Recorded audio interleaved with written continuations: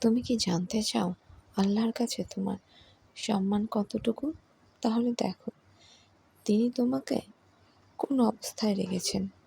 যদি দেখো তিনি তোমাকে তার জিকিরে মশগুল করে রেখেছেন, তাহলে তিনি জেনে রেখো তোমাকে তিনি স্মরণ তোমাকে করতে চান। স্মরণ করতে চান।